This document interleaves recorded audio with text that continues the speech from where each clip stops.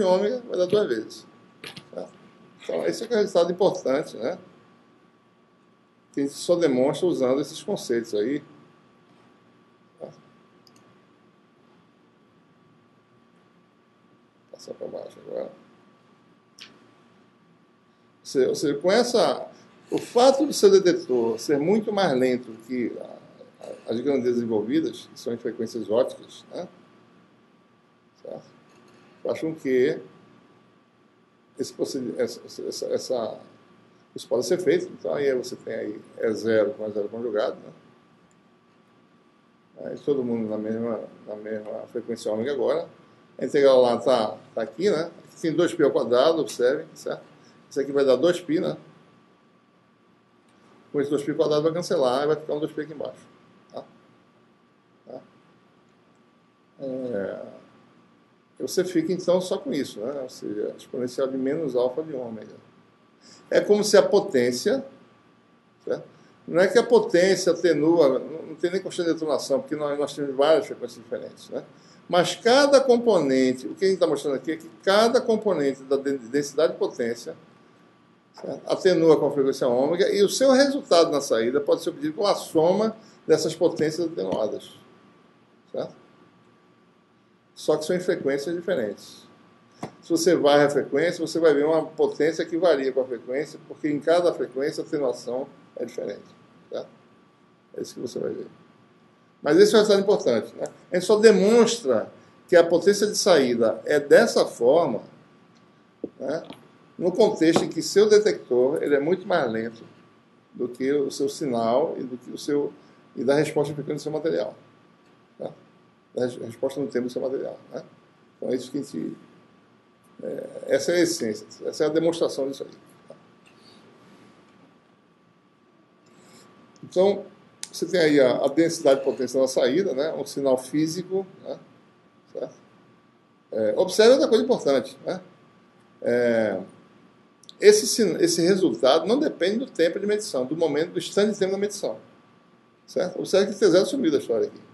Ele só depende da resposta no tempo do seu detector. Certo? Então, quanto mais lento, né? Certo? Daí você vai ter, quanto maior T, né?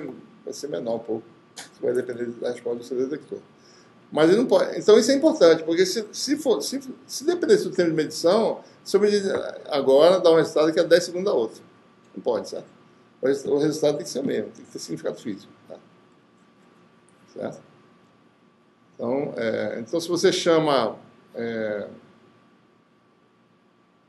esse S de Z, né, é a integral de uma densidade de potência, tá certo? É isso que ele está mostrando aqui, né?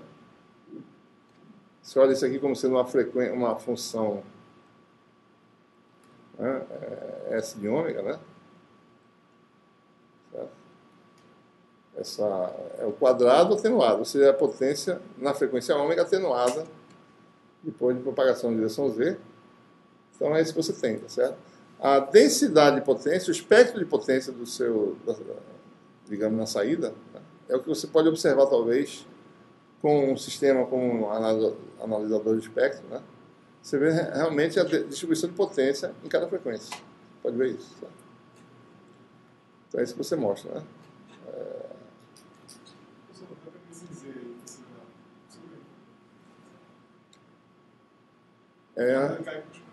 Cada termo do espectro, da densidade espectral, tá certo?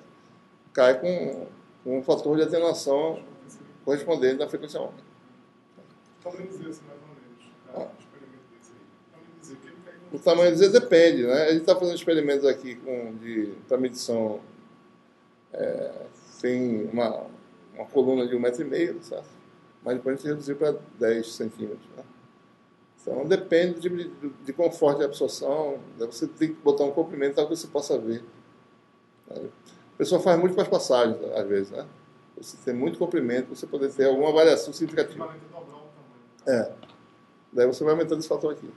Porque às vezes o absorvedor é tão de baixa densidade, que é o caso que a gente está fazendo aí, a gente mede a gente quer medir pequenas quantidades, de saber se tem em determinado lugar uma amostra, a gente quer medir pequenas quantidades, certo? Então, como a absorção, essa atenuação é proporcional à densidade de absorvedores, que é isso que a gente quer saber, a gente quer dizer, ó, tem tanto, sabe? Então, a gente tem que ter uma medida significativa. Às vezes, a absorção convencional que a gente faz, não dá para detectar, porque é tão pequena a variação, 10 a menos 5 de variação. Então, o que a gente faz aí é usar uma técnica de modulação, né, detecção harmônica do espectro. É uma técnica que permite você ver coisas muito rápidas. Que é isso que a gente pega aí no sistema, certo? Bom, então esse é um resultado importante, né? Se você olhasse a distribuição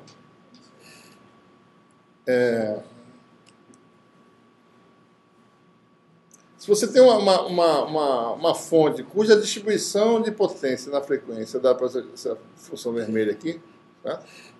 Se você tem uma linha que ela absorve numa faixa pequena em torno de ômega zero, tá?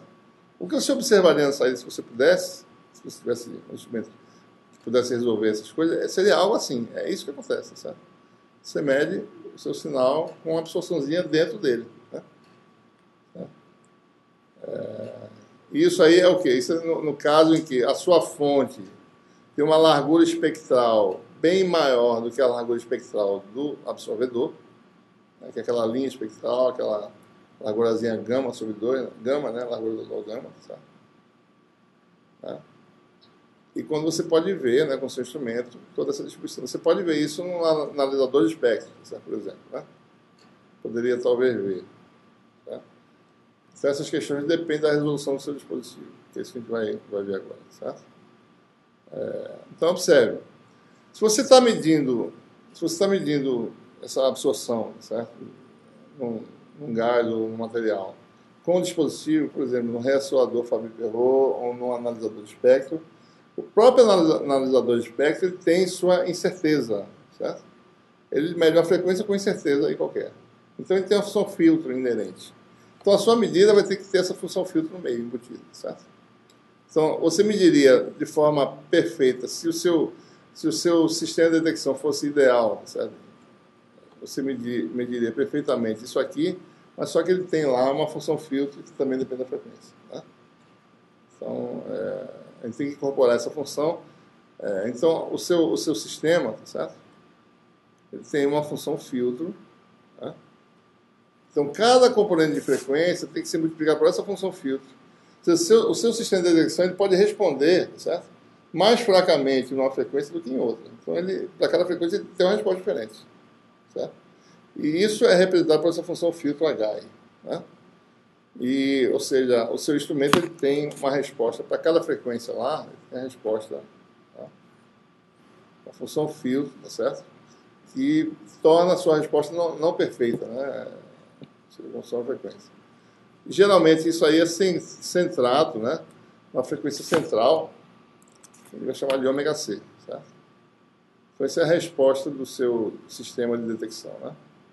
É algo assim, né? A função de ômega menos ômega C.